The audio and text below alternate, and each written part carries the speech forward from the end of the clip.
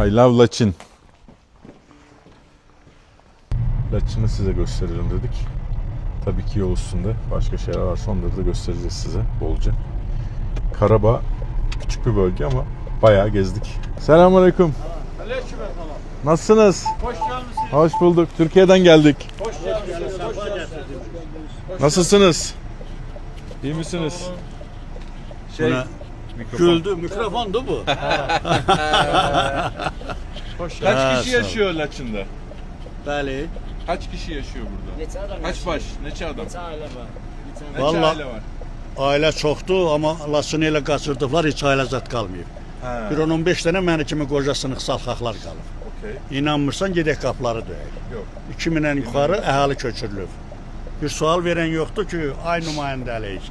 Niyə bu cəmaatı qaçırdırsınız? Hani Laçının əhalisi?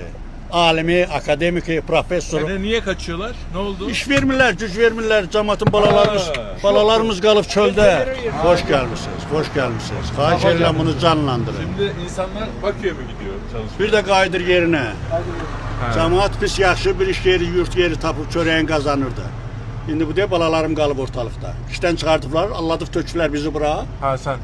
Bəli, Sen nereden geldin amcam? Bakıdan. Bakü'den geldin. Bəli, İşten Bakıdan mi çıkarttılar? Yox, mən pensiyaya çıxmışam. Pensiyon. Oğlum gəlib məni saxlamağa. Ha. İndi də o cavanların hamısını işdən çıxardıblar. Ha. Hə, iş qutarıb, iş yoxdur, pul yoxdur. Allah Allah. Və bura yığışanlar ixtisasına uyğundur, Bakıdan gətirdilər. Bura Laçın cəmaəti üçündür. Evet. Qıraqdan gəlməli deyil. Gəlsin, əgər bilmirlərsə gəlsin. Amma Laçının alimi var, akademikləri, professorları, yaxşı insanları, mərd adamları. İndi hanı qardaş? 2000-dən yuxarı əhali köçüb bura. İndiyə gedək qapıları döyək. 10-15 dənə mənə kimi sınıq salxaq qalıb. Qocalar qalıb. Qocalar qalmışıq burada. Ha, az çok kişi yok. Ama gelir ya, daha şimdi inşaat var yeni. Xeyr, inşaat satı yoxdur, hamısı bağlayıb Bitti. bitib çıxıb gedib. Bu evləri çək, xahiş edirəm. Yarımçıq qalıb, hamısı. Hamısı. Gedirsən deyir, narahat olma düzələcək. Ha bu yola verməklə deyil axı. İnşallah düzelir.